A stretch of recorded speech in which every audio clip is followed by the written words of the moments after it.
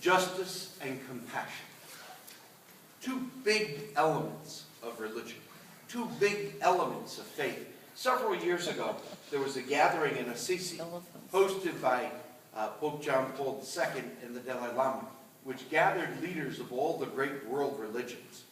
And they were discussing this whole concept of the role of faith in human society.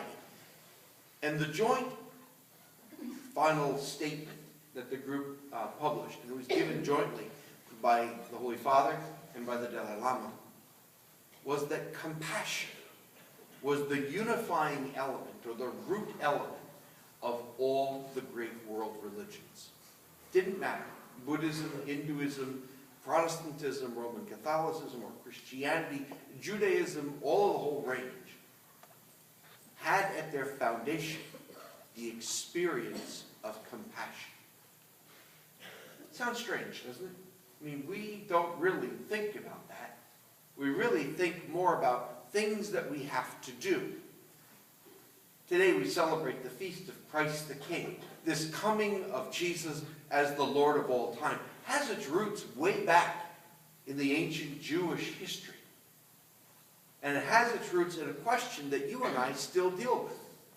Why do bad things happen to good people? Tough question. Because we have this firm inbuilt sense of justice that if I'm good, good things should happen to me. As one of the Psalms says, may your wife be like a fruitful vine in the recesses of your home, and your children like olive plants around your table. You know, there's this sense of all things will be right and abundant and good if I live according to the teachings of God. And yet the fact is, you and I know, sometimes life is not all that great. And sometimes bad things happen to good people, and good things happen to bad people, or at least people that we perceive to be bad. Why? And how do you fix that? Because you and I believe in a God of justice. If God genuinely is loving, and if God is faithful to God's word, then somehow or another that should balance out. And so the ancient Hebrews came up with this idea of a life after death. It wasn't there originally. And about 400 to 500 years before Jesus, it began to evolve. And that evolution said that what was happening is that at the end of all time, God would return and do a judgment. And this is kind of the Cliff Notes version of it all. And in that judgment, good people would get to rise. We hear it in the second reading today. And they would celebrate a new beginning, a new heavens, and a new earth. And bad people would stay dead. They don't get to join the party. And then eventually it goes that there'll be a judgment. The sheep from the goats. Good sheep, bad goats. Not good. Good sheep. If you're a shepherd and you say good sheep, what you're really saying is lunch. You know? That's really what it is. There's this celebration of it. And so we come in today's gospel.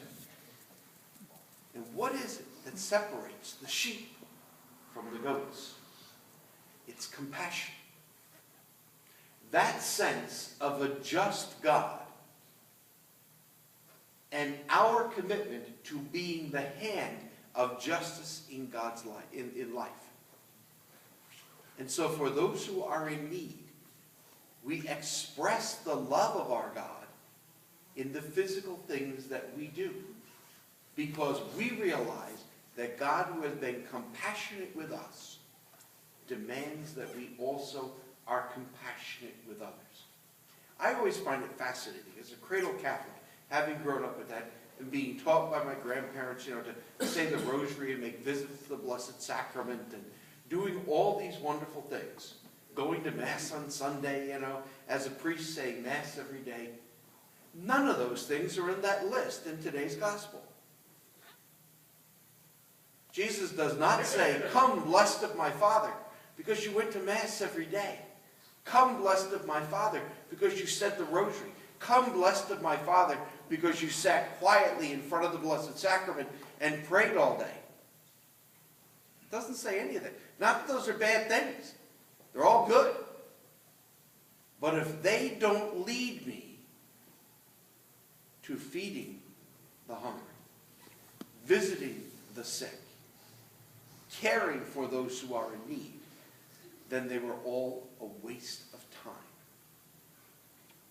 All of it.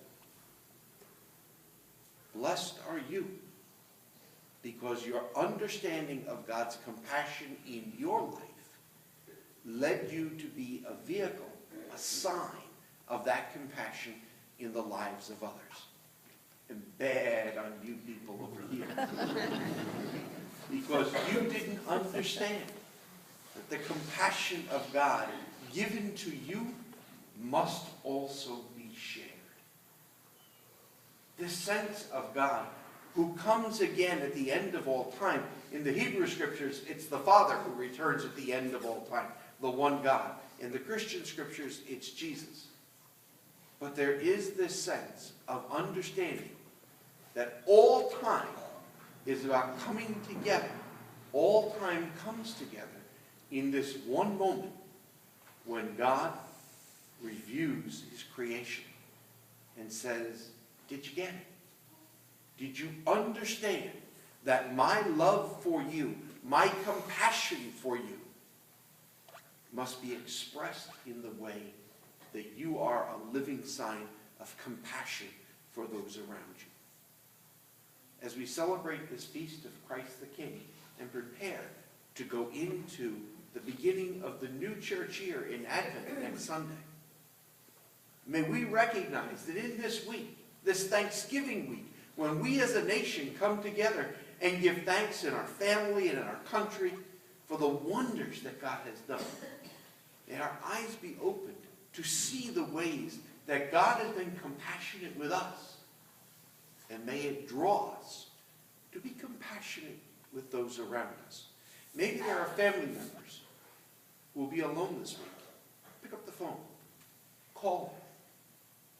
Maybe there are family members we've been separated from for a long time because they're just too stubborn to say they're sorry. Beat them to it. Say you're sorry. In many ways, there are so many people who need to experience the compassion of God so that we together as a people may stand among the sheep and say, blessed are you, O God of all life, for you are the Lord not only of the universe, but the Lord of my life.